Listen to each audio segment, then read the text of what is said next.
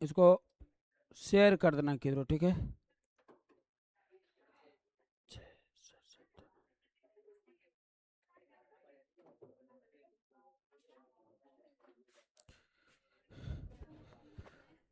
चलिए सभी को गुड मॉर्निंग। आप लोगों को थंबनेल देखकर समझ गए कि आज हम आप लोग को क्या पढ़ाने वाले हैं, है ना। यानी पॉलिटिकल साइंस में चैप्टर 1 दो ध्रुवीयता का अंत का क्वेश्चन आंसर है। क्वेश्चन आंसर नहीं करवाए थे, क्वेश्चन आंसर करवा देते हैं, ठीक है।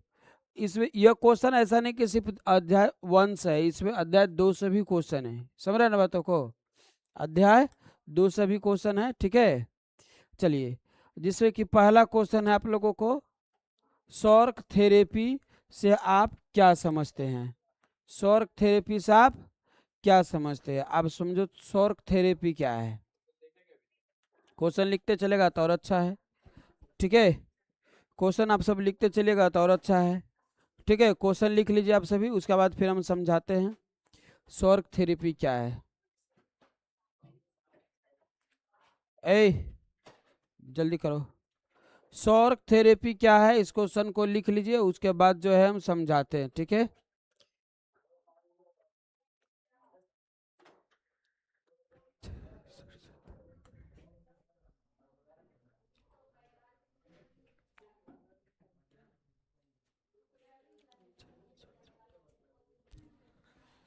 चलिए समझिए आप लोग पहले शॉर्क थेरेपी क्या है। कह रहा है कि शॉर्क थेरेपी का अर्थ, शॉर्क थेरेपी का अर्थ कह रहा है कि शॉर्क थेरेपी का शाब्दिक अर्थ है, शॉर्क थेरेपी का शाब्दिक अर्थ है आघात पहुंचाकर उपचार करना। पहले घाव करना और फिर मोहलम लगाना, फिर घाव करना और मोहलम लगाना, उसी बात को कह रहा है। पहले आघात करना है और जब आघात हो गया तब उसके ऊपर क्या करना है, उपचार करना है। समझ रहा है ना, तब क्या करना है, उपचार करना है। इन्हीं क्रिया को हम लोग क्या कहते हैं, बोलो शॉर्क थेरेपी। यानी पहले तुम्हारे कपाड़ भांग दिए, फिर बाद में तुमको सिलाई करवा रहे, जल्दी ठीक हो जाए, पट्टी पेंसिल दिलवा दे रहे हैं। समझ रहा है ना। तो वही कह रहा है कि शॉर्क थेरेपी का शाब्दिक अर्थ है आघात पहुंचाकर उपचार करना। अब ये शॉर्क थेरेपी मॉडल कब आया था समझिए। कह रहा है कि 1991 में सोवियत संघ के विघटन के बाद, सोवियत संघ के विघटन के बाद, तो बताओ कि जब सोवियत संघ के विघटन हुआ था कितने देश बना था, 15 देश बना था। जब सोवियत संघ का विघटन हुआ कितने देश बना था, 15 देश, जिसे हम लोग सोवियत संघ कहते हैं। इसको वर्तमान में जो है, वर्तमान में इसी को क्या कहते हैं हम लोग, रूस कहते हैं। क्या कहते हैं, रूस। क्लियर, जिसे सोवियत संघ कहते हैं, अभी वर्तमान में ये किस नाम से जाना जाता है, रूस नाम से जाना जाता है। क्लियर यहाँ तक। कह रहे यहाँ पे कह रहा है कि सोवियत संघ के विघटन के बाद रूस, मध्य एशिया और पूर्व यूरोप के देशों में साम्यवाद का, रूस हो गया, मध्य एशिया हो गया और पूर्वी यूरोप, कौन सा यूरोप, पूर्वी यूरोप में कराए साम्यवाद को छोड़कर, क्योंकि यहाँ पर पहले से कौन, यहाँ पर पहले से कौन विचारधारा था, साम्यवाद विचारधारा था। कौन विचारधारा था, साम्यवाद विचारधारा था। तो लोग क्या करने लगे वहां पर, ये साम्यवाद विचारधारा को छोड़ने लगे, साम्यवाद विचारधारा को छोड़ने लगे और क्या अपनाने लगा, पूंजीवाद। ये पूंजीवाद कहाँ का था, पश्चिमी अमेरिका का। कहाँ का था, पश्चिमी अमेरिका को, है ना, संयुक्त राज्य अमेरिका। कराए को अपनाने के लिए एक विशेष मॉडल लाया गया कि सब लोग जो है साम्यवाद को छोड़ दे और किसको अपना ले।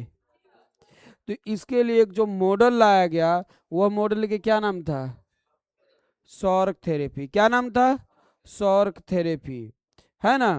करा यह विश्व बैंक और अंतर्राष्ट्रीय मुद्रा कोष द्वारा, विश्व बैंक और अंतर्राष्ट्रीय मुद्रा द्वारा, है ना, निर्देशित इस संक्रमणकालीन मुद्रा को ही शॉर्क थेरेपी कहा गया। क्या कहा गया, शॉर्क थेरेपी कहा गया। कह रहा है विश्व बैंक में और अंतर्राष्ट्रीय मुद्रा कोष में, विश्व बैंक और अंतर्राष्ट्रीय मुद्रा कोष में, है ना, कोष के द्वारा जो निर्देशित थे। इस संक्रमणकालीन मॉडल था, इसी को हम लोग क्या बोले, शॉक थेरेपी। इसी को हम लोग क्या बोले, शॉक थेरेपी। अब समझो ये शॉक थेरेपी क्यों लाया गया था। तो कह रहा है कि इसके तहत जो है संपत्तियों को निजीकरण किया गया। किसके तहत संपत्तियों को, यानी जितनी भी सरकारी संपत्ति था, जो भी सरकारी संपत्ति तो उसको क्या कर दिया गया, निजीकरण। जो भी सरकारी संपत्ति तो उसको क्या कर दिया गया, निजीकरण कर दिया गया, है ना। और मुक्त व्यापार को, यानी ओपन डोर, यानी मुक्त व्यापार को क्या किया जी, बढ़ावा दिया, है ना। क्या कहा जाए, ओपन डोर ने कहा जाए, यानी मुक्त व्यापार, किसका, मुक्त व्यापार के क्या किया जी, बढ़ावा दिया। मुक्त व्यापार के क्या किया, बढ़ावा दिया। निजीकरण का मतलब है कि जिस पर से सरकार की अधिकार समाप्त हो जाए, किसी निजी व्यक्ति का हो, है ना। हाँ, किसी निजी व्यक्ति, किसमें अब सरकार के कोई हस्तक्षेप नहीं, है ना। पहले उस पर किसका अधिकार था, सरकार पर, जिसके वजह से पूरी सोवियत संघ का आर्थिक स्थिति क्या हो चुका था, खराब हो चुका था। पूरी सोवियत संघ का आर्थिक स्थिति क्या हो चुका था, खराब हो चुका था ना। उसमें जनता के कोई अधिकार नहीं था, सिर्फ और सिर्फ किसके बोलने का अधिकार था, सरकार को अधिकार था। तो वही कह रहा है कि जब ये जो आया शॉक थेरेपी मॉडल आया, उसमें सरकारी संपत्ति को क्या कर दिया गया, समाप्त कर दिया, और उन सरकारी संपत्ति को क्या कर दिया गया, निजीकरण कर दिया गया। क्लियर। और मुक्त व्यापार कर दिया, कहा कि कोई भी आइए और आराम से व्यापार कीजिए, ठीक है ना। कह रहा है कि जब ये शॉक थेरेपी आया तो कह रहा है इसका परिणाम क्या हुआ, कह रहा आर्थिक बदहाली, रूस की औद्योगिक ढांचा पूरी तरह से चरमरा गया। रूस की जो आर्थिक ढांचा था, जो आर्थिक ढांचा कहे तो वहाँ की जो अर्थव्यवस्था था पूरी तरह से क्या हो गया जी, खराब हो गया, है ना। कह रहा रूस की मुद्रा रूबल, तो ऑब्जेक्टिव क्वेश्चन पूछा जाता है, रूस की मुद्रा रूबल, रूस की मुद्रा रूबल, रूबल के मूल्य में भारी गिरावट आ गई। रूबल के मुद्रा में क्या हो गया बोलो, भारी गिरावट आ गई। कह रहा है कि मुद्रा स्फीति, महंगाई इतनी बढ़ी कि लोगों में, है ना, लोगों में जो है जमा पूंजी खत्म हो गई, लोगों में जमा पूंजी खत्म हो गई। अब देखो इसका मुद्रा किस तरह से गिरा था, है ना। इसका जो है रूस का रूबल मुद्रा की स्थिति कितना खराब थी, कहानी सुनो, कहानी के माध्यम से। वहां के एक बुढ़िया थी, वहां की एक बुढ़िया थी, है ना। और वो क्या किया था कि टोकरी में जो है वहाँ का रूबल मुद्रा जो होता है, टोकरी में लेकर जा रहा था कहीं, ठीक है, टोकरी में लेकर कहीं जा रहा था। रास्ता में डकैत मिल गया, डकैत कहे तो लूटपाट करने वाला। बुढ़िया को बोला है चलो टोकरी नीचा रखो। बुढ़िया टोकरी नीचा रखा, और वह क्या किया कि देखा कि पूरा जो है टोकरी किससे भरा हुआ था, रूबल से भरा हुआ था। डकैत ने क्या किया कि पूरा रूबल को नीचा उल्टा दिया, उल्टाना मतलब नीचा गिरा दिया, और टोकरी लेकर चले गया। क्या लेकर चले गया, टोकरी लेकर चले गया। समझ रहा ना। अब समझ रहा है कि वहाँ की जो है कि मुद्रा की जो आर्थिक स्थिति था, यानी उसकी जो महत्व था कितना कम हो गया था, उसका जो महत्व था। सोचो कि डकैत को एक टोकरी वहां की रूबल मुद्रा मिला था, क्या बोल रहा है, वहां की जो लोगों डकैत को जो मुद्रा मिला कितना, एक टोकरी। तो मुद्रा लेके जाना चाहिए, लेकिन वो मुद्रा को छोड़ दिया वहीं, क्या लेके गया, टोकरी। अब सोचो कि वहां पर कितनी उसकी आर्थिक स्थिति खराब हो चुका था। समझ रहे हैं बातों को। हाँ, वो यानी कि क्या कहा जाए कि यदि उसको लकड़ी खरीदना होता था, लकड़ी लकड़ी होता है ना, लकड़ी वो खरीदना होता था, तो एक तरफ तराजू पर लकड़ी रखी जाती थी, और एक तरफ तराजू पर क्या रखा जाता था, रूबरा, है ना, ये रूबल रखा जाता था। नहीं, रूबल कहे तो रूस की मुद्रा रखी जाती थी। एक तरफ तराजू पे क्या रखा जाता था बोलो, टोकरी, और एक तरफ, है ना, लकड़ी, एक तरफ रूबल, एक तरफ रूबल मतलब पैसा रखता था तराजू पर, और एक तरफ लकड़ी रखता था। अब बराबर हो गया तब लकड़ी ले जाओ। सोचो कि उसका महत्व कितना खत्म हो चुका था। सब रहा है ना। ऐसे स्थिति हो चुके थे। कहाँ की मुद्रा की बोलो जी, रूस, रूस यानी कहे तो सोवियत संघ की मुद्रा को। कह रहे हैं कि आर्थिक बदहाली, रूस की औद्योगिक ढांचा पूरी तरह से चरमरा गया, है ना। कह रहा है रूस की मुद्रा रूबल मूल रूप से भारी गिरावट आ गई। रूस की मुद्रा में क्या हो गया, मूल रूप से भारी गिरावट हो गई। यानी पैसा की कोई महत्व नहीं रहा, वस्तु की महत्व बहुत हो चुका था, वस्तु का महत्व बहुत हो चुका था। कह रहा है कि इस मुद्रास्फीति यानी महंगाई इतनी इतनी बढ़ी कि लोगों की जमा पूंजी खत्म हो गया, लोगों की जमा पूंजी क्या हो गया, खत्म हो गया, है ना। कह रहा है कि इतिहास की सबसे बड़ी गैराज सेल।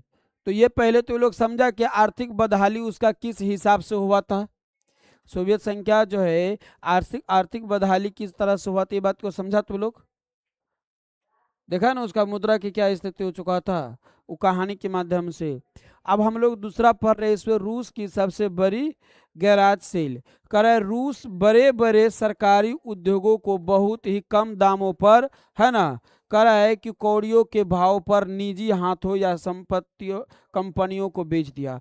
इतनी स्थिति वहां की खराब हो गया था, जितना बड़ा बड़ा कंपनी था, एकदम बड़ा बड़ा उद्योग था, सभी को जो है क्या किया, बहुत ही कम दामों पर, यानी कि क्या कहा जाए, कौड़ियों की भाव मतलब को हो गया कि जिसकी कोई महत्व ना। अब सोच लो कि वहां पर पैसा का कहानी अभी सुनाने की, कि जब डकैत आया, है ना, जब डकैत आया तो पैसा ले जाना चाहिए था, वो पैसवा वहीं पर छोड़ दिया और क्या लेकर भाग गया, टोकरी। क्योंकि पैसे से भी ज्यादा मूल्यवान वहां पर क्या था, वस्तु था, है ना, टोकरी था। तो वही सोचो कि उतना इतनी स्थिति उनकी खराब हो गया था कि बड़े बड़े उद्योग, बड़े बड़े जो कारखाना था है ना, सभी को बहुत ही कौड़ियों के भावों पर किसके हाथों में बेच दिया, निजी वो व्यक्तियों के पास, निजी हाथों में बेच दिया, या निजी कंपनियों के पास क्या किया गया, उसको बेच दिया गया। कह रहा है इसे विश्व इतिहास की सबसे बड़ी गैराज सेल माना गया, और इस क्रिया को क्या कहा गया, विश्व का सबसे बड़ी गैराज सेल, विश्व का सबसे बड़ी गैराज सेल माना गया। क्लियर यहाँ तक, यहाँ तक किसी को दिक्कत। अब समझ में आया तुम लोग को। यदि क्वेश्चन आ जाए कि सौर थेरेपी क्या है और इसका परिणाम क्यों लिखिए, तो तुम लोग नहीं लिख पाएगा। सौर थेरेपी का अर्थ है आघात पहुंचाकर, है ना, आघात पहुंचाकर क्या करना है जी, उपचार करना है। आघात पहुंचाकर क्या करना है, उपचार करना है। ठीक है, क्या बोलेगा, सौर थेरेपी का अर्थ है आघात पहुंचाकर उपचार करना। यह जो सौर थेरेपी तब लाया गया जब 1991 में किसका विघटन हो गया जी, और विघटन होने के बाद कितने देश बना, 15 देश। और जब ऐसा क्रिया हुआ तो कहाँ की, रूस हो गया, मध्य एशिया और पूर्वी यूरोप, ये सभी को जो है आर्थिक की स्थिति पूरी तरह से क्या हो गया, खराब हो गया। लोग जो है सोवियत साम्यवादी विचार को छोड़कर कौन विचार को अपनाने लगा, बोलो, पूंजीवादी विचारों को अपनाने लगा, है ना। और इन्हीं क्रिया को हम लोग क्या बोले, सौर थेरेपी। क्या बोले अब लोग, जो नया जो मॉडल लाया गया जो इसको सुधारे, तो क्या कहा गया, सौर थेरेपी, है ना। और ये सौर थेरेपी अमेरिका के द्वारा लाया गया था, किसके द्वारा जी, अमेरिका के द्वारा। कह रहा है सौर थेरेपी का परिणाम, परिणाम हमने बताया उसमें आर्थिक बदहाली में, कि वहाँ की मुद्रा की आर्थिक जो मूल्य था इतना गिर गया, इतना गिर गया कि वह जो है ना, कि बताया ना कहानी तुम लोगों की, वहाँ की टोकरी और मुद्रे की कहानी में, सोचो कि एक टोकरी पैसा से भी ज्यादा क्या भाव वहाँ पर भाव था, टोकरी का। डकैत मुद्रा ना ले जा करके क्या लेके चले गया, वस्तु का। तो यहाँ पर लिखेगा आर्थिक बदहाली में लिखेगा रूस की औद्योगिक ढांचा पूरी तरह से चरमरा गया, है ना जी।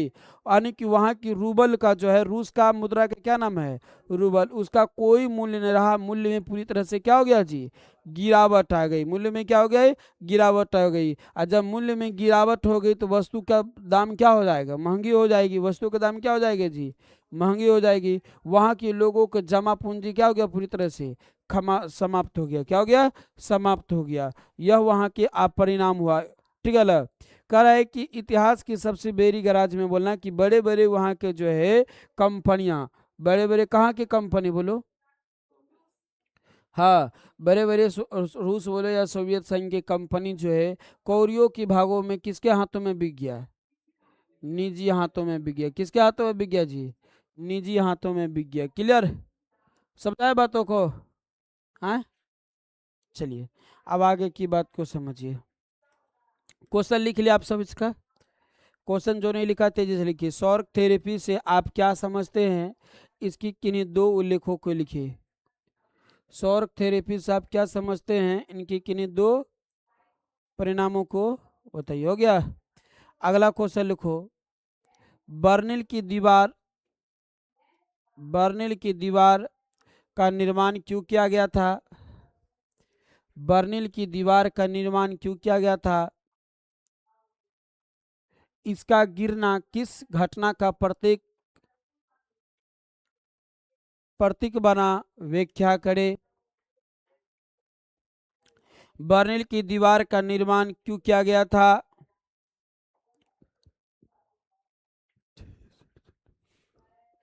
इसका गिरना किस घटना का प्रतीक माना? इसका गिरना किस घटना का प्रतीक माना?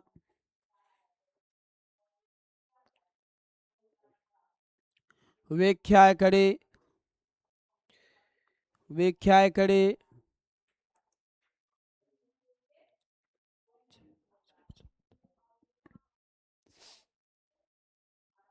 हो गया जी। अब सुनिए बर्निल की दीवार क्या था।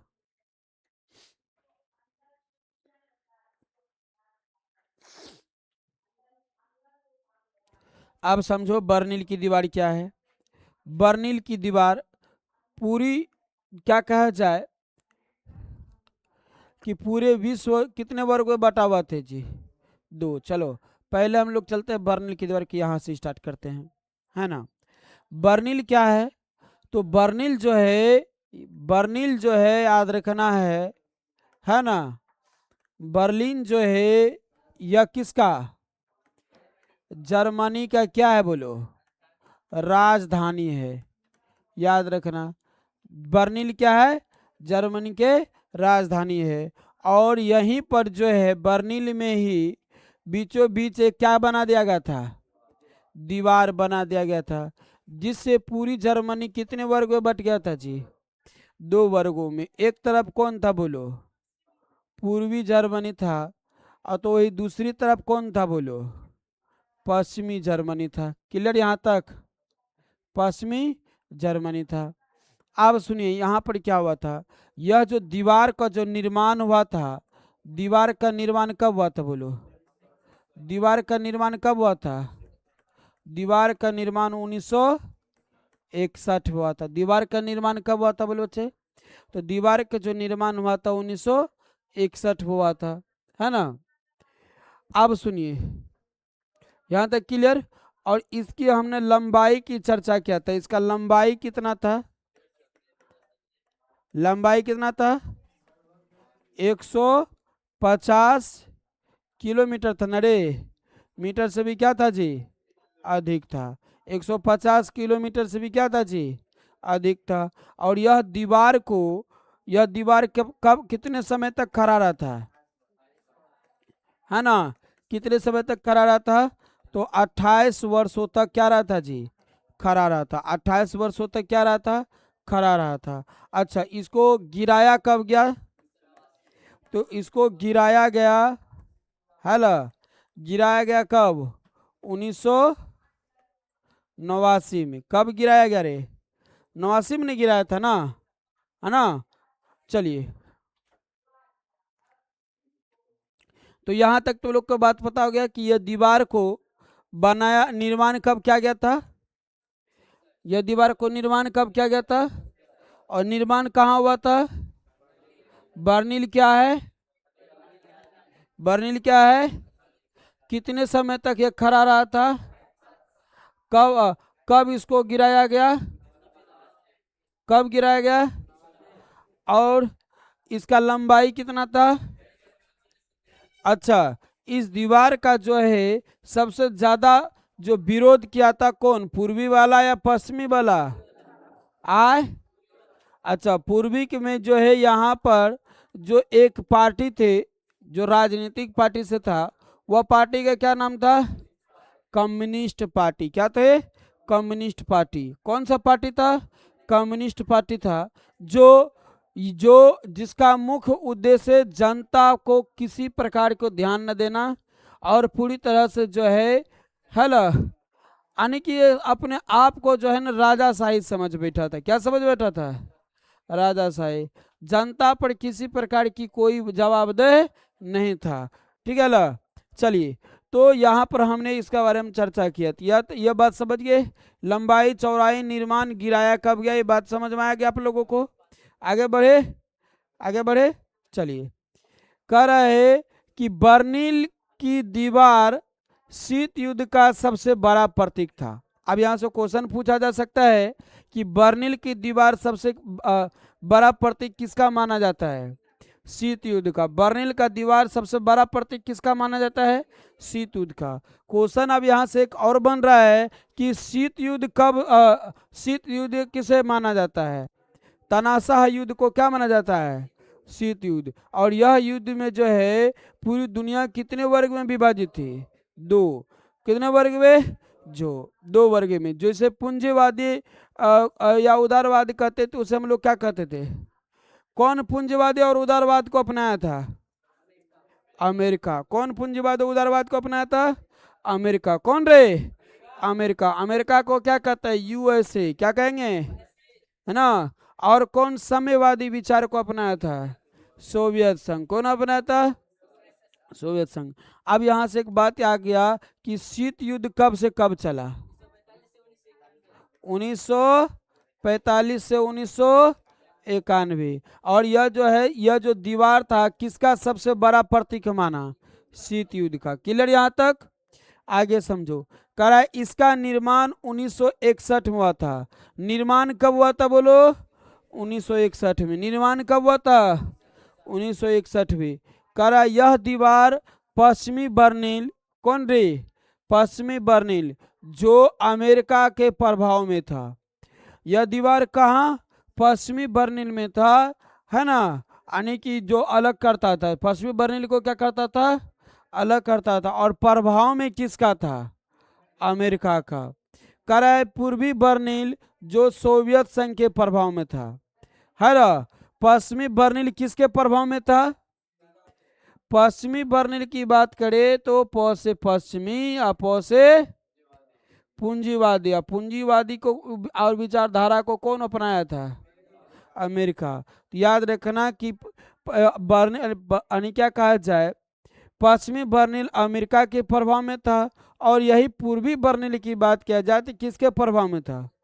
सोवियत संघ के प्रभाव में था। कराए को हला अलग करती थी। को क्या करता था जी? अलग करती थी। कराए इसकी लंबाई कितना था? 150 किलोमीटर से भी अधिक था। 150 किलोमीटर से भी क्या था जी? तो यहां तक क्लियर बात समझ आ गया। आगे बढ़े। करा दीवार बनाने का मुख्य कारण, यह दीवार क्यों बनाया गया? यह दीवार को क्यों बनाया गया?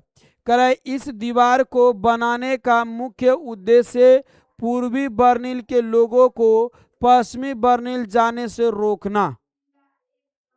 यह जो दीवार बनाया गया था इसका मुख्य उद्देश्य था कि कोई भी पूर्वी बर्लिन वाले, कोई भी पूर्वी बर्लिन वाले, कहे तो पूर्वी जर्मनी वाले, पूर्वी जर्मनी वाले पश्चिमी बर्लिन, इतना मतलब कहे तो पश्चिमी जर्मनी कहा करे नहीं जा सके, है ना। इसलिए बीचों में क्या कर दिया गया था?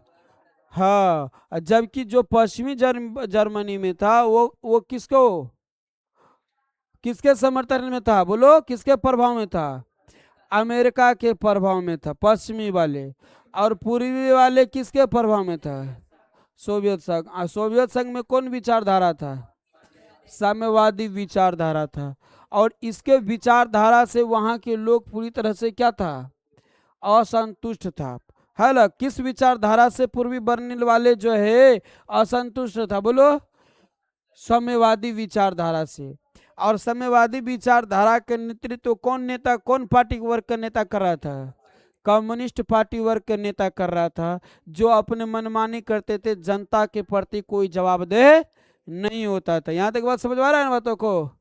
सुनिए, कह रहा है कि पूर्वी बर्लिन यानी साम्यवादी क्षेत्र। पूर्वी बर्लिन कहा तो साम्यवादी क्षेत्र। कह रहा है यहाँ पर हम इसका कारण बता रहे हैं। कह रहा है इस दीवार को बनाने का मुख्य उद्देश्य पूर्वी बर्लिन और पश्चिमी पूर्वी बर्लिन को लोगों को कहाँ जाने से रोक रहा था? पश्चिमी बर्लिन को जाने से रोकता था। कह रहा है पूर्वी बर्लिन कौन वाद में था? बोलो, साम्यवादी क्षेत्र। पूर्वी बर्लिन कौन क्षेत्र? साम्यवादी क्षेत्र के लोगों को पश्चिमी बर्लिन यानी क्या है तो लोकतांत्रिक व्यवस्था, बेहतर आर्थिक सुविधाओं की ओर आकर्षित होकर वहां पलायन कर रहे थे, जिससे रोकने के लिए सोवियत प्रभाव वाले सरकार ने दीवार बनवा दिया। बात नहीं समझ में आया? सोवियत संघ में जो कम्युनिस्ट पार्टी थे वह जो है क्या कहा जाए, सोवियत संघ में जो कम्युनिस्ट पार्टी तो वह जो है किसको? है ना, सोवियत प्रभाव है ना। सोवियत संघ में क्या कहा जाए? सोवियत संघ में कौन? साम्यवादी विचारधारा वाले लोग। सोवियत संघ में किस विचारधारा वाले लोग थे? और वहां के जो पार्टी था कम्युनिस्ट पार्टी, वो जो है इस उनकी जो व्यवहारता से, उनकी नीति से, उनकी विचार से वहां के लोग असंतुष्ट थे। इसलिए वो भाग भाग के कहाँ जा रहा था? पश्चिमी जा रहा था। क्यों जा रहा था? क्योंकि पश्चिमी में जो है लोकतंत्र व्यवस्था था। कौन व्यवस्था था? लोकतांत्रिक पूंजीवादी व्यवस्था था। लोकतांत्रिक पूंजीवादी व्यवस्था था। लोगों को किसी प्रकार की दिक्कत नहीं थी। वहां के लोग, पश्चिमी वाले संतुष्ट, पूर्वी वाले असंतुष्ट। पश्चिमी वाले संतुष्ट, पूर्वी वाले असंतुष्ट। तो इसलिए क्या कर रहा था कि पूर्वी वाले भाग भाग के कहाँ जा रहा था? पश्चिमी। पूर्वी वाले भाग भाग के कहाँ जा रहा था? पश्चिमी जा रहा था।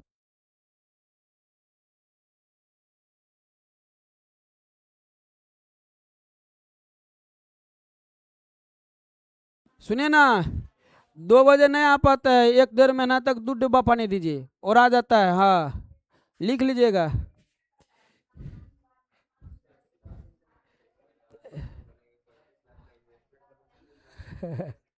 एक दो महीना तक ज्यादा रहता है, ज्यादा लोग पानी पीता है तो डब्बा और आ जाता है, लोग उला पानी पीता है, बीमार बीमार पड़ जाएगा, दिक्कतें न हो जाएगा कि, इसलिए 2 डिब्बा पानी रहेगा तो चलेगा, अच्छा से लोग पिए होएगा। चलो रे, तो समझ गया ना दीवार क्यों बनाया था? पूर्वी वाला भाग भाग के कहा जा रहा था? पश्चिमी। पूर्वी वाला भाग भाग के कहा जा रहा था जी? पश्चिमी जा रहा था। ठीक है ना? यही वजह है कि लोग वहां पर क्या क्या, वहां पर सरकार जो है सोवियत संघ वाले बीचे में दीवार बना दिया, भाग कैसे जाएगा ससुरा, भाग कर घेर दीवार में बना दिया वहां। चलो, कह रहा है कि दीवार का गिरना और उसका महत्व। यहाँ तो हम लोग समझे दीवार को बनाने का कारण, है ना। अब हम लोग समझेंगे दीवार को गिराना क्यों महत्व समझा गया। हम लोग यहाँ से अगले पॉइंट समझेंगे। ओए सुनो, दीवार का गिराना और उसका महत्व, क्यों इसको गिराया और महत्व क्या था। कह रहे 9 नवंबर 1989 को पूर्वी जर्मनी की आम जनता ने इस दीवार को तोड़ दिया। कहाँ के लोग तोड़ा जी? और कब तोड़ा? 1989 में। किसको तोड़ दिया जी? कौन लोग तोड़ा? जिसको कष्ट रहेगा वही ना तोड़ेगा ना, तोड़ दिया। कह रहा है यह एक ऐतिहासिक घटना थी। इसको तोड़ना कैसी घटना था? इसकी तोड़ना एक ऐतिहासिक घटना थी। कह रहा है जिसके निम्नलिखित परिणाम हुए, जिसके निम्नलिखित परिणाम हुए। अब जब यह दीवार को तोड़ा गया तो कह रहा है इसका कई परिणाम हुआ। कह रहा है कि शीत युद्ध का अंत हो गया। शीत युद्ध का क्या हो गया जी? आप बताओ कि शीत युद्ध का शुरू तब कब हुआ था और अंत कब हुआ? कब दीवार गिराया गया? यह दीवार को जैसे गिरा वैसे ही क्या हो गया? शीत युद्ध का अंत हो गया। कह रहा यह घटना शीत युद्ध के समाप्त होने की शुरुआत थी। यहीं से जो है शीत युद्ध का धीरे धीरे क्या हो गया? समाप्ति हो गया, है ना। कह रहा है कि जर्मनी का एकीकरण और यह दीवार जो 2 वर्ग को, लोगों को, जो पूरी जर्मनी को 2 वर्गों में बांटा, तो पूर्वी और पश्चिमी, पूर्वी और पश्चिमी, उसको जो है तोड़ करके क्या हुआ? एकीकरण। दोनों आपस में फिर क्या हो गया जी? मिल गया। एकीकरण का मतलब क्या होता है? मिलना। एकीकरण का मतलब क्या होता है? मिलना। बोलो और नहीं तो पाइप लेकर पीटेंगे। चुपचाप खाली सुख भुख गाते हुए सुनता है और आलस आ जाता है, तो लोग को नींद आ जाता है। समझ आला? जब क्वेश्चन पूछे तो हाँ या नहीं में जवाब दो। जड़ जवान हो करके 60 साल के बुढ़ा की तरह पेट पकड़ के बैठा है। बताओ कौन तुम लोग को ब्याह कराएगा अपना बेटी से? किसको? वो तो और सब बुढ़ा लगता है। Prinsep, Johns Prinsep. बोलो रे। कह रहा है जर्मनी का एकीकरण। दीवार को टूटने के बाद विभाजित जर्मनी फिर से क्या हो गया जी? एकीकरण हो गया। जर्मनी के टूटने के बाद कौन जी? बोलो। विभाजित जो था क्या कहा जाए? जर्मनी, यानी जो जर्मनी दो वर्ग में जो टूट गया था, पूर्वी और पश्चिमी, सब क्या हो गया जी? एक हो गया। एकीकरण मतलब होता है वापस में मिलना। कह रहे हैं कि सोवियत खेमे का अंत, सोवियत खेमे का अंत। और इसमें अंत मतलब किसका हुआ? अंत मतलब हार कौन गया? क्योंकि पूरे दो खेमे में बट गया था। खेमे मतलब कहे तो, खेमे मतलब कहे तो ग्रुप है ना, वर्ग का है या दो वर्ग बोलो, है ना। इसमें कौन हार गया जी? सोवियत संघ। इसलिए सोवियत खेमे के क्या हो गया जी? अंत हो गया। सोवियत खेमे के क्या हो गया? अंत हो गया।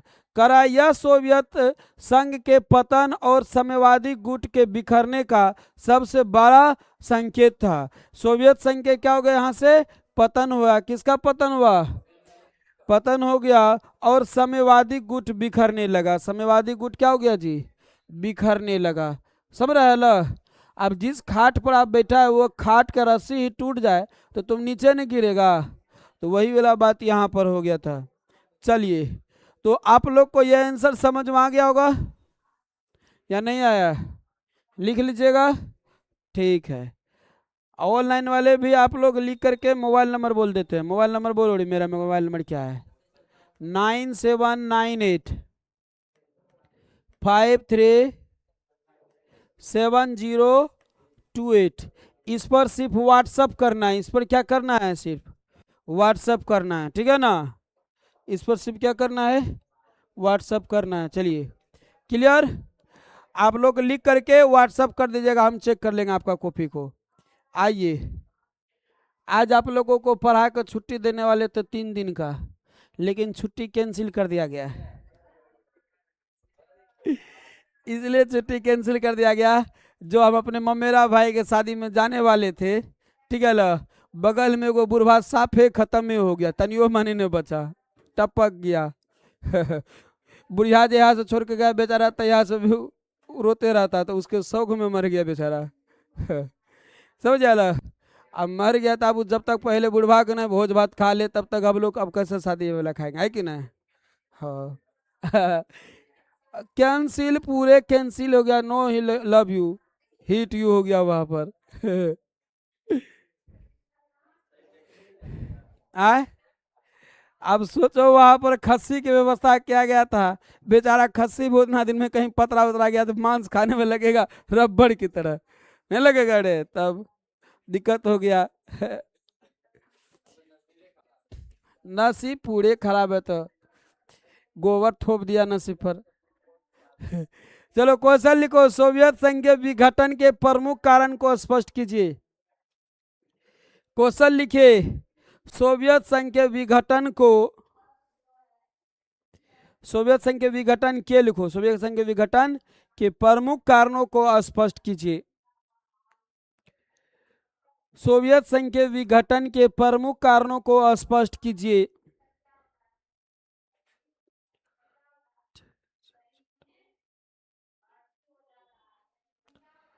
सोवियत संघ के विघटन के प्रमुख कारणों का वर्णन कीजिए। चलिए आप समझिए, विघटन मतलब क्या होता है रे? टूटना। विघटन मतलब क्या होता है बोलो तो? टूटना। ये बात याद रखना, विघटन मतलब क्या होता है? टूटना। और विघटन किसका हुआ? सोवियत संघ का। और कब हुआ बोलो तो? 1991 में हुआ था। चलिए, नहीं 91 है। चलिए, कह रहा है कि 1991 में दुनिया की दूसरी सबसे शक्तिशाली सोवियत संघ, है ना। तो पहली शक्तिशाली कौन था बोलो? अमेरिका। पहली शक्तिशाली में कौन था? अमेरिका। और दूसरी में कौन था? सोवियत संघ। दूसरी में कौन था जी? सोवियत संघ।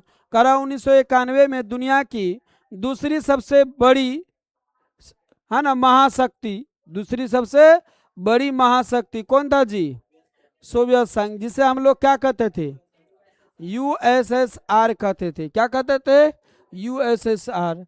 करा है बिखर गई। क्या हो गया जी? बिखर गया। और बिखर कर कितने देश बना? कितना देश बना था जी? 15। कह रहा है कि इसके विघटन के पीछे, विघटन मतलब टूटने के पीछे कई गहरी राजनीतिक, आर्थिक और सामाजिक कारण था। एक तो राजनीतिक कारण में यह था कि कम्युनिस्ट पार्टी जो था जनता के प्रति किसी प्रकार की जवाबदेह नहीं था, जनता के प्रति किसी प्रकार की जवाबदेह नहीं था। और वहां की जो संसाधन संपत्ति था, वहां की जो संसाधन संपत्ति था, जो वहां की जो पूंजी था, सबको किस में झोंक दिया गया?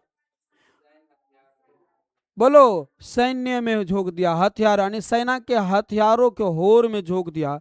किसकी बरोबरी करने के लिए?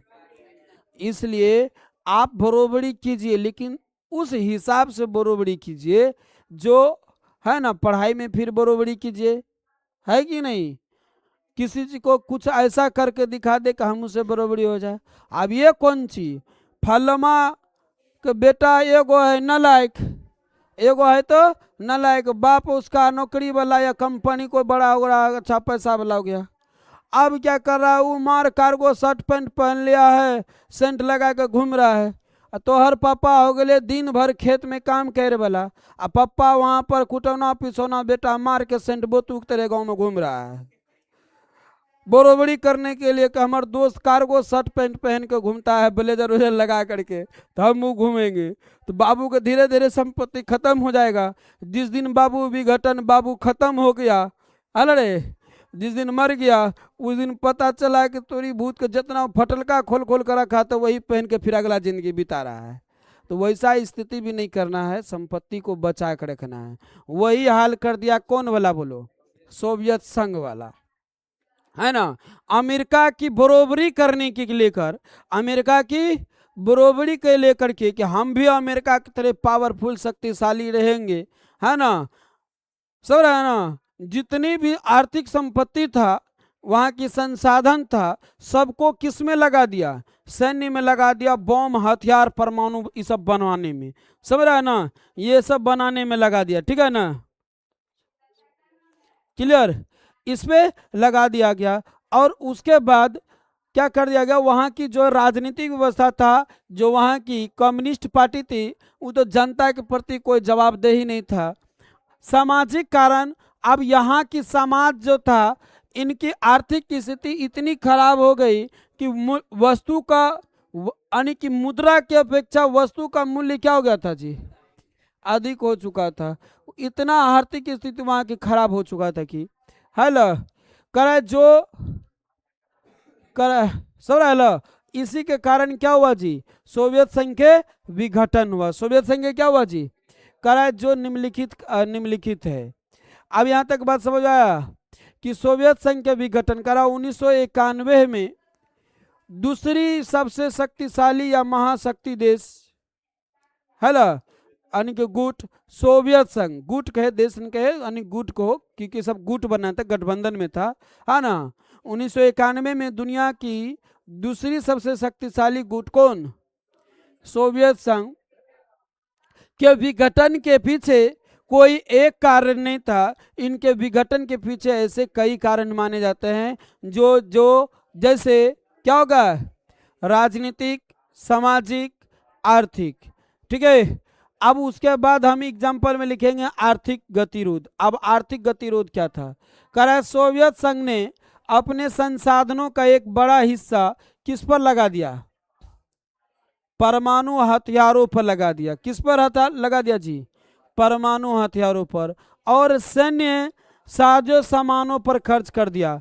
जितना सैन्य था ना अमेरिका की बढ़ोतरी के लिए, यानी क्या कहता बढ़ोतरी नहीं कहता, अमेरिका को दिखावा के लिए यह पूरी संपत्ति को, आर्थिक संपत्ति को सैन्य पर लगा दिया। परमाणु बम बनाइए, हमारे तरफ भी परमाणु बम होनी चाहिए, हमारे सेना के पास भी ये सब हथियार होनी चाहिए, सब उसमें लगा दिया। करा इसके घरेलू अर्थव्यवस्था रुक गई। इससे जो है घरेलू अर्थव्यवस्था क्या हो गया जी, वहाँ की लोगों को खाने के लिए नहीं मिल रहा था, इतना लोगों की स्थिति खराब हो गया कि। और उपभोक्ता की वस्तुओं जैसे भोजन, पानी, कपड़ा भारी कमी हो गई, है ना। आवश्यकता की जितनी भी वस्तु थी सभी के क्या हो गया जी, कमी हो गया, जिससे आम जनता में असंतोष पैदा हो गई। जिससे आम जनता में क्या हो गया जी, असंतोष पैदा हो गई। जिससे आम जनता में क्या हो गया बोलो, असंतोष पैदा हो गई। वहाँ की जनता जो है ना नाराज हो गया, किससे, कम्युनिस्ट पार्टी से, वहाँ की सरकारों से, वहाँ की सरकारों से। और जिसके वजह से वो उसका विरोध करने लगा। और कहते हैं ना कि जब अपने विरोध हो जाए, जब अपने विरोध हो जाए तो हारना तय है। अब उदाहरण समझ लो कैसे, पहले डिब्बा धो लेना, है ना। अब समझ लो कि कैसे, ठीक है लेना, अच्छा दो थोड़ा सा ऐसे समझो कि राम और रामायण की कहानी में चलते हैं। राम और रामायण में, यानी राम की रामायण, रामायण किसका है, राम क्या है ना। तो सुनिए इसमें क्या हुआ कि रावण उतना पावरफुल शक्तिशाली होते हुए उसके अपने ही विरोध करने लगे, हार गया ना जी। वैसे हो गया सोवियत संघ में, है ना, पूर्वी सोवियत संघ में, है ना। क्या हुआ, वहाँ की जनता खुद विरोध करने लगी अपने सरकार की। तो उसी की वजह से जो है सोवियत संघ का क्या हुआ जी, विघटन माना गया, क्योंकि वहाँ की अर्थव्यवस्था पूरी तरह से क्या हो चुका था, खराब हो चुका था। दूसरा है इसका है राजनीतिक और प्रशासनिक भ्रष्टाचार। राजनीतिक और प्रशासनिक भ्रष्टाचार। कराए सोवियत संघ में कम्युनिस्ट पार्टी, सोवियत संघ में कौन पार्टी था जी, तो पार्टी ही ने राजनीति करता है ना, पार्टी ही ने राजनीति करता है ना। कराए कम्युनिस्ट पार्टी पिछले 70 वर्षों से कड़ा शासन था। कितने वर्षों से वह शासन करते आ रहा था, कम्युनिस्ट पार्टी सोवियत संघ में कितने वर्षों से शासन करते आ रहा था, 70 वर्षों से। कितने वर्षों से, 70 वर्षों से। पार्टी का नेता आम जनता के प्रति जवाबदेह नहीं था। सोचो 70 वर्ष से शासन कर रहा था, जनता के प्रति कोई जवाबदेह नहीं था। तो बताओ कि वहां की जनता कैसे झेला होगा जिंदगी को। यही वजह है कि सोवियत संघ के क्या माना गया जी, विघटन माना गया। क्या माना गया, विघटन। करा भ्रष्टाचार और नौकरशाही के कारण, भ्रष्टाचार और नौकरशाही के कारण। अब नौकरशाही क्या है, जब सरकार अपने आप को राजा समझने लगे, जब सरकार अपने आप को क्या समझने लगे, और नौकर को, जनता को किसी प्रकार की महत्व ना दे। सुनो,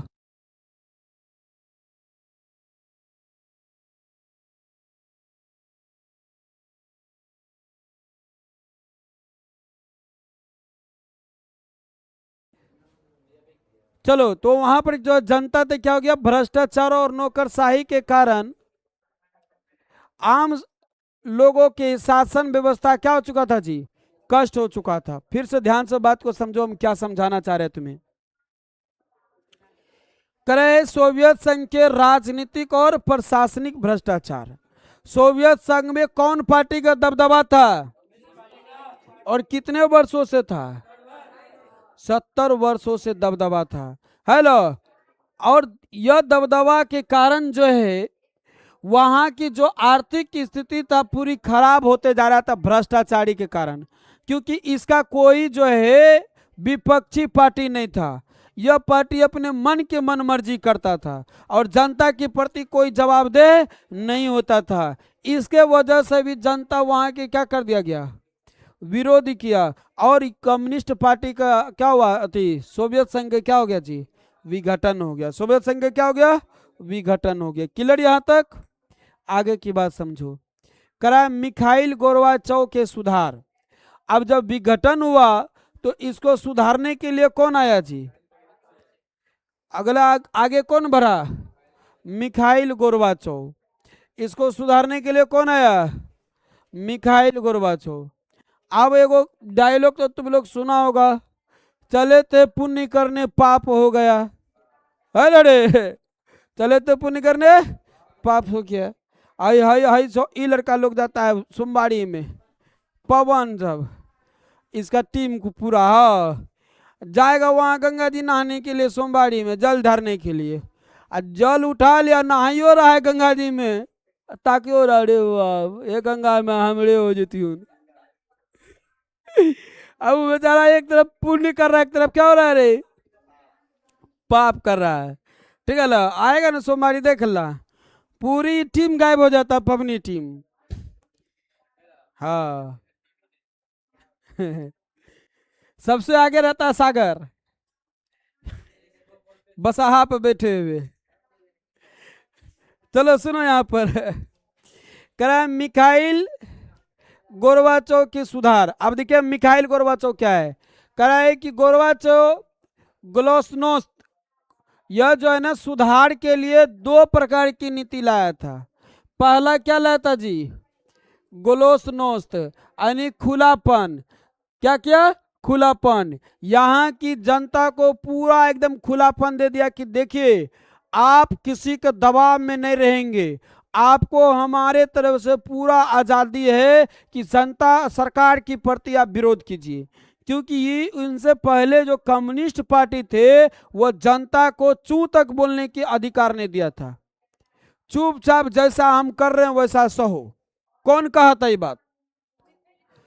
बट कम्युनिस्ट पार्टी। कौन पार्टी? जब इसको सुधारने, जब उसका स्थिति खराब हो गया तो सुधारने के लिए कौन आया?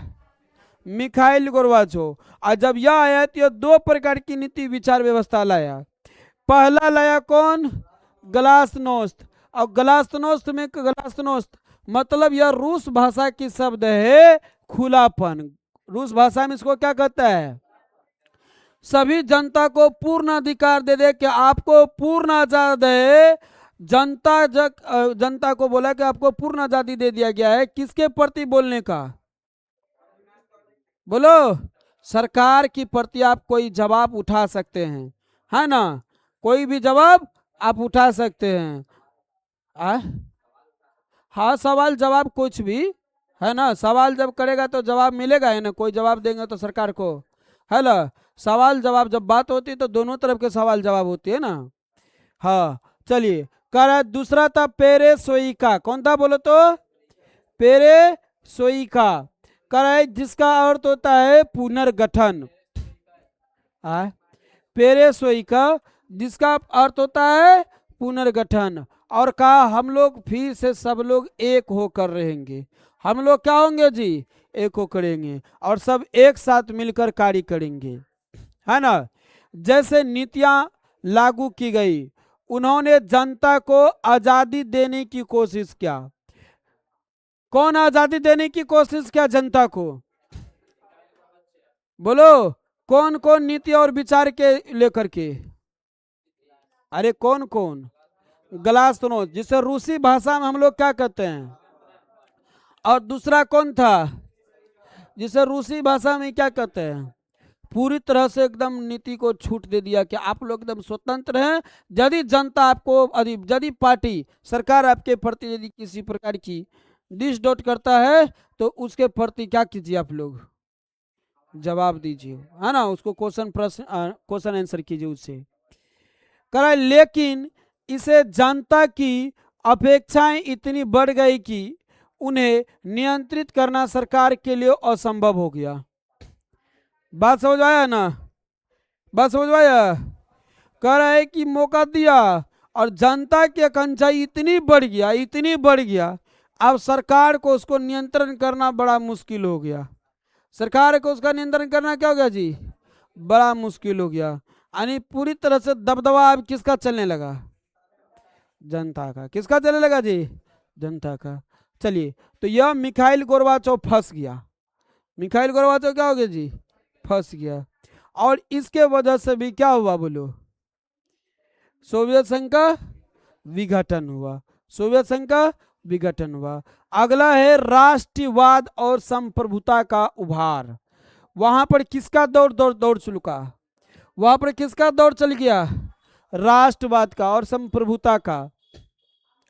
करे सोवियत संघ के विभिन्न गणराज्य, सोवियत संघ के विभिन्न गणराज्य जैसे रूस है ना, बाल्टिक गणराज्य, यूक्रेन और जॉर्जिया में राष्ट्रवाद की भावना की प्रबल हुई।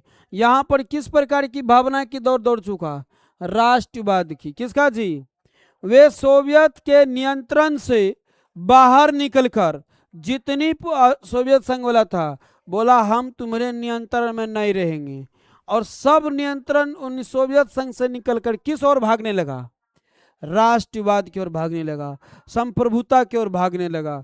किसकी ओर भागने लगा, राष्ट्रवाद की ओर भागने लगा। सब रहा, और राष्ट्रवाद बनना चाहते थे। क्या बनना चाहते थे, राष्ट्रवाद, है ना। यह विघटन का सबसे तत्कालिक कारण बन गया, है ना। इसलिए किसी भी देश की वास्तविक शक्ति किसको माना गया है, वहां की लोगों को माना गया, वहां की लोगों की माना गया है, ना कि वहां की संपत्ति और संप्रदा को माना गया है। समझ रहा है ना। चलिए आगे बढ़े हम लोग। कह रहे हैं कि हथियारों की होड़ जैसे अभी हमारे पश्चिम बंगाल में हो रही है। खुद पश्चिम बंगाल की जो मुख्य नागरिक थे, आज जो वहां से कई वर्षों से, जब से हमको होश हुआ तब से हम सुन रहे हैं कि वहां के मुख्यमंत्री बनर्जी है। हाँ, और जब से होश हुआ बिहार के मुख्यमंत्री नीतीश कुमार जी को सुन रहे थे, है ना, है ना जी। अरे अभी बदल गया फिर भी दबदबा उसी होता है। डायलॉग सुना, हथियार छोड़े लड़े चलाला नहीं भूले जाला जाने से पहले वो अपने खलनायक को छोड़ कर गया है, जो निशांत कुमार को, है ना। तब बोला देखो बेटा हम भी कुमार तुम भी कुमार, लेकिन काम करेंगे एकदम राजकुमार वाला, है कि नहीं रे, सबरा रे राजकुमार।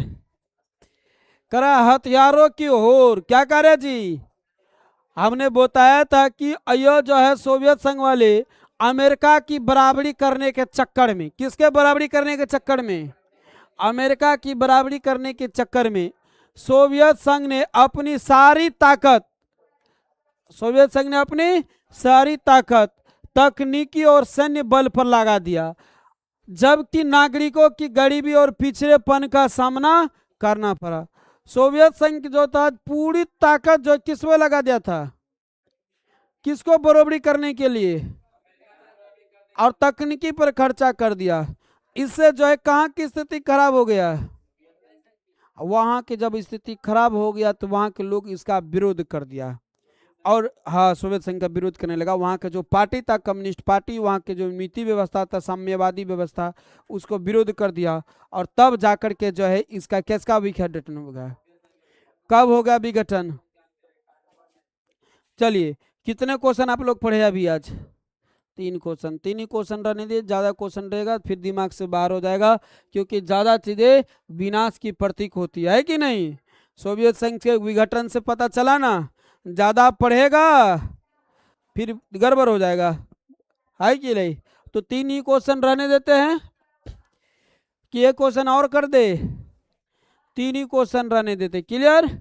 अब हम लोग चलते हैं अगले विषय की ओर, ठीक है। चलिए